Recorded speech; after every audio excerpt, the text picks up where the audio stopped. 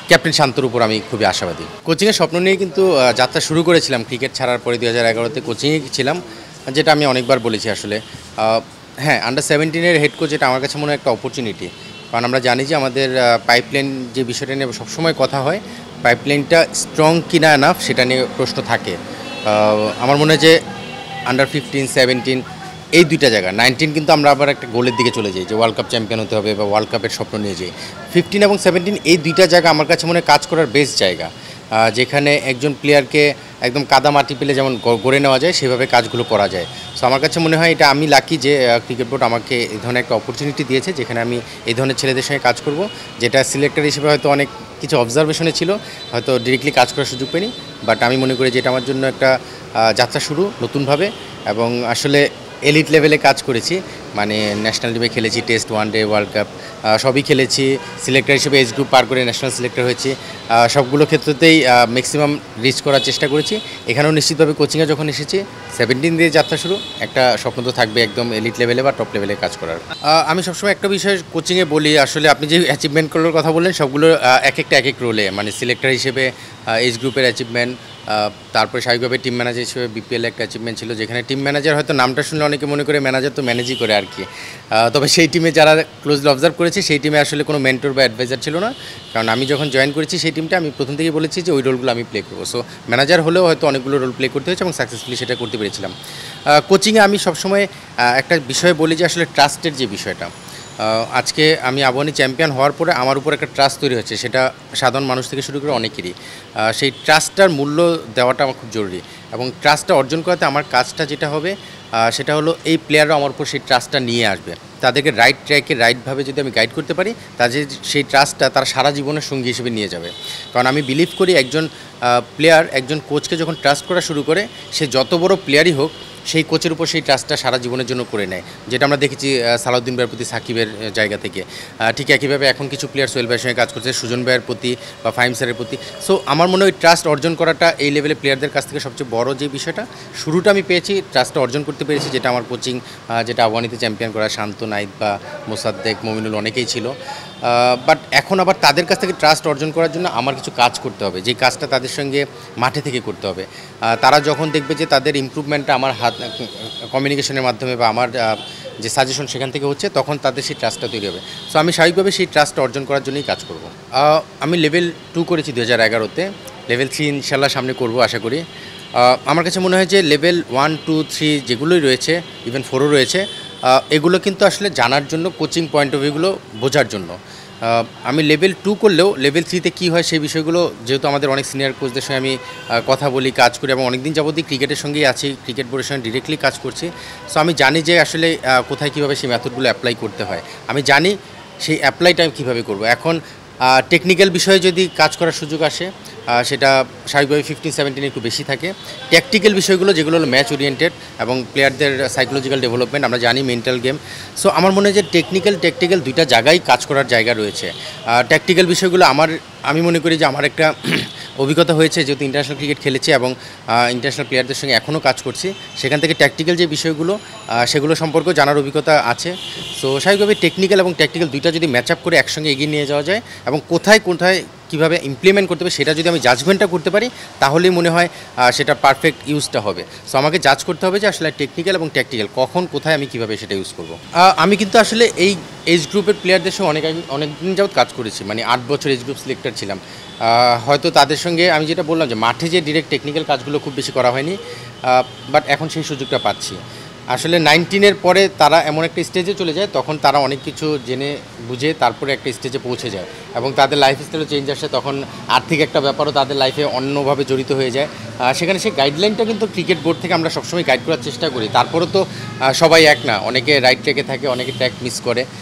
But আমাদের স্বাভাবিকভাবেই আমরা যেটা আমার মনে হয় যে টেকনিক্যাল এবং ট্যাকটিক্যাল দুইটা বিষয়ের যেমনটা থাকবে, সঙ্গে সঙ্গে মেন্টাল বিষয়টা তো এখানে আছেই।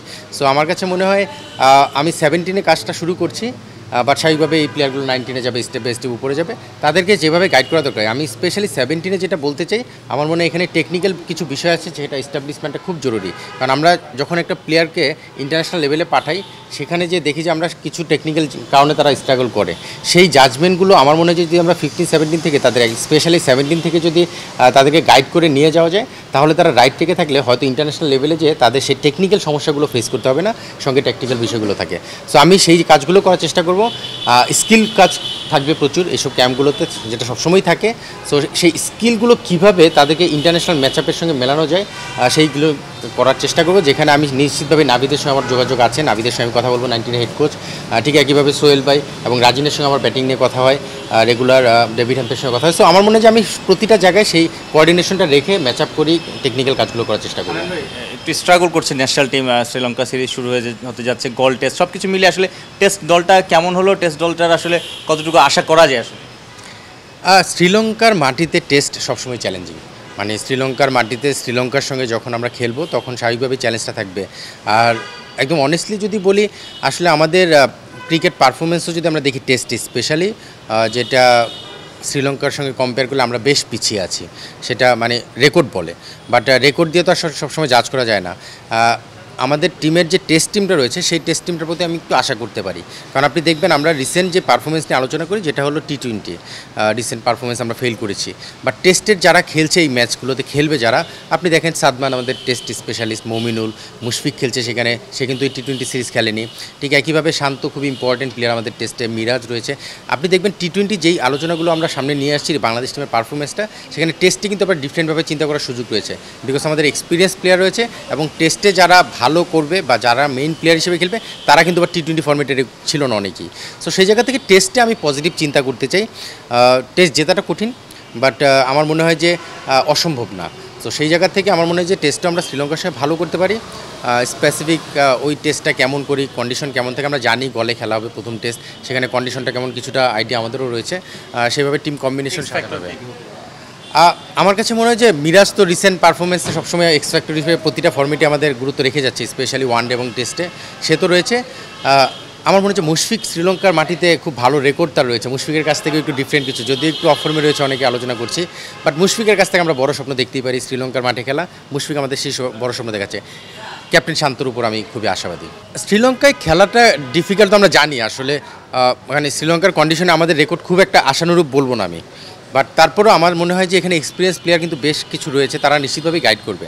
আমি যেহেতু টেস্ট সিরিজ দিয়ে আমাদের শুরু হচ্ছে, টেস্টে এক্সপিরিয়েন্স প্লেয়ারের সংখ্যা কিন্তু তাদের তুলনায় আমাদের বেশি। আপনি যদি দেখেন ম্যাচ সংখ্যা এবং এক্সপিরিয়েন্স ডিউরেশনটা যদি দেখেন, সেখান থেকে আমাদের বেশ কিছু এক্সপিরিয়েন্স প্লেয়ার রয়েছে। সো আমি যদি এই টেস্ট সিরিজটায় 2 ম্যাচের টেস্ট সিরিজে যদি আমরা ড্র করতে পারি, মানে আমরা একটা জিতলাম ওরা একটা জিতলো, সেভাবে যদি হয়, আমি সেটাকেও কিন্তু অ্যাচিভমেন্ট হিসেবে দেখব। সো আমি মনে করি যে এই সিরিজটা আমরা 2-0 জিতে যাব বা 1-0 জিতবো, সেরকম চিন্তা না করে আমরা যদি নর্মালি যদি সিরিজটা ড্র হলো, আমরা যদি পজিটিভ একটা রেজাল্ট নিয়ে আসতে পারি, সেটাও আমি পজিটিভলি দেখবো। সো আমার মনে হয় যে আমার জায়গা থেকে আমার কাছে প্রত্যাশা এটাই থাকবে যে আমাদের যারা এক্সপিরিয়েন্স প্লেয়ার আছে তারা নিশ্চিতভাবেই গাইড করবে, আর আসলে টেস্টে যারা খেলছে তারা এক্সপিরিয়েন্স, তাদেরকে নিয়ে আমি পজিটিভ চিন্তাই করতে চাই। শান্তরে ওপেন করার একটা আলোচনা চলছে, যেহেতু সবশেষ সিরিজে লিটন দাস খেলেননি, এখন আসলে লিটনকে ঢোকাতে গেলে জাকিরকেও বাইরে বের করা যাচ্ছে না, সেই জায়গাটাতে হয়তো বিজয় জায়গায় শান্ত ওপেন করতে পারে, নাহলে বেস্ট 11 লিটনকে রাখাটা কঠিন হয়ে যাচ্ছে। এটা কীভাবে দেখেন? এটা আমি আসলে চিন্তা করছি ডিফারেন্টভাবে। যদিও আমরা টিম কম্বিনেশনটা যখন দেখেছি, তখন কিন্তু দুজন ওপেনার দেখেছি, শান্তকে নিশ্চিতভাবে তারা তখন প্ল্যান করেছে ওপেন একটা অপশন হিসেবে চিন্তা করি প্ল্যানটা সাজিয়েছেন। আমি জানি না বেস্ট 11 কী হবে, আমরা কি 3 সিমার 2 স্পিনারে যাব কিনা, নাকি 2 সিমার 2 স্পিনারে যাব, এগুলো বেশ কিছু কম্বিনেশনের জায়গা রয়েছে। যদি 3 সিমারে যায়, তাহলে স্বাভাবিকভাবে আপনি যেটা বলেছেন, তখন লিটন খেলতে হলে হয়তো বা শান্তকে আমরা ওপেনিংয়ে দেখতে পারি। আবার এরকম হতে পারে আমরা মিরাজ তাইজুল সহ 2 সিমার যদি খেলাই, তাহলে কিন্তু কম্বিনেশন ডিফারেন্ট হলে লিটন সহই কিন্তু টিমটা সাজানো যাবে 3 ওপেনার সহ। সো টিম কম্বিনেশনটা কী হবে সেটা দেখার বিষয়। নিশ্চিতভাবেই ওখানে যারা রয়েছেন তারা চিন্তাভাবনা করে সিদ্ধান্ত নেবে, বাট যেই কম্বিনেশনই হোক আমার মনে হয় যে সেই কম্বিনেশনটা সেরা কম্বিনেশন হিসেবে ম্যানেজমেন্ট চিন্তা করবে। আমরা কিন্তু দিন শেষে যখন রেজাল্ট নিয়ে আলোচনা করি, তখন কিন্তু আমরা কিন্তু এখনই কিছু কমেন্ট করা উচিত হবে না, কারণ রেজাল্ট হওয়ার আগে তারা কিন্তু একটা প্ল্যান করে যে আমাদের এই কন্ডিশনে আমরা এই কম্বিনেশনে যাব। সো যদি শান্ত সহ ওপেনিংয়ে প্ল্যানে ডিফারেন্টভাবে চিন্তা করে সেটা একটা প্ল্যান হতে পারে, সেটাও পজিটিভলি দেখা উচিত, কারণ খেলার আগে তাদের সেই নিশ্চিত একটা ব্যাক অফ মাইন্ডে একটা প্ল্যান থাকে। সো আমার মনে হয় যে যদি আমাকে পার্সোনালি জিজ্ঞেস করা হয়, আমি হয়তো বা দেখতে চাই যে আসলে 2 স্পিনার 2 সিমারে আমরা কম্বিনেশন সাজাতে পারি। সো সেই ক্ষেত্রে হয়তো বা লিটন শান্ত দুজনেই হয়তো যার যার পজিশনেই খেলতে পারে। আবার যদি কন্ডিশন দেখে তারা জাজ করেন যে না আমরা 3 সিমারে যাব, সেই ক্ষেত্রে হয়তো বা শান্তকে ওপেনিংয়ে দেখলে আমি খুব বেশি অবাক হবো না। না, জাকির তো আসলে খুবই ইউজফুল প্লেয়ার, মানে যেই ফর্মেটেই খেলান সেই ফর্মেট অনুযায়ী সে খুব ভালো ম্যাচ আপ করে নিতে পারে, এটা একটা আলাদা গুণ তার। এবং সেই জন্যই কিন্তু 3টা ফর্মেটেই জাকিরকে এখন খেলানো হচ্ছে এবং সেভাবে প্রায়োরিটি দেওয়া হচ্ছে। সো জাকির তার রোলটা প্লে করবে। আপনি শুধু অল্প বলে বেশি রান করতে পারে জাকির সেটা না, আপনি যদি বলেন যে ওকে 100 বলে 10 করতে, সেটাও পারবে, মানে জাকির সেই ধরনের ক্যারেক্টার, এবং সেই জন্যই কিন্তু টেস্টেও খুব ইম্পর্টেন্ট প্লেয়ার। লিটন তো প্রুভেন পারফর্মার, মানে লিটন কিন্তু টেস্ট ক্রিকেট এমন একটা পজিশনে ব্যাট করে যেখানে সে তার শর্টসগুলো খেলার সুযোগ পায়, এবং এমন একটা পজিশনে ব্যাট করে যেখানে হয়তো নিচে ব্যাটসম্যানের সংখ্যা কম, নিচে ব্যাটসম্যানের সংখ্যা কম থাকার কারণে সে কিন্তু অনেক সময় তার অ্যাটাকিং শটগুলোকে খুব তাড়াতাড়ি খেলা শুরু করে। সো সেটা সিচুয়েশন অনুযায়ী লিটন নিশ্চিতভাবেই খেলার চিন্তা করবেন, এবং টিম কম্বিনেশনে যদি সেটা হয় লিটন হয় 6 বা 7 এই ধরনের পজিশনেই খেলবে আমরা ধারণা করছি। তো আমার মনে হয় যে তারা খুব ইম্পর্টেন্ট রোল প্লে করতে পারে, কারণ যেহেতু স্পিন বা একটা অ্যাটাকিং বলিং যদি দেখি আমরা, তাদের স্পিন অ্যাটাকটা যেভাবে চিন্তা করে সেখানে অনেক সময় হয়তো অ্যাটাকিং ব্যাটিংটা দরকার হতে পারে। সেক্ষেত্রে লিটন এবং জাকিরের রোলটা ওই পজিশনে খুব ইম্পর্টেন্ট, সেটা আমরা রিয়েলাইজ করতে পারি। আমি শিওর যে তারা সেভাবে প্ল্যান করে ব্যাটিংটা করবে।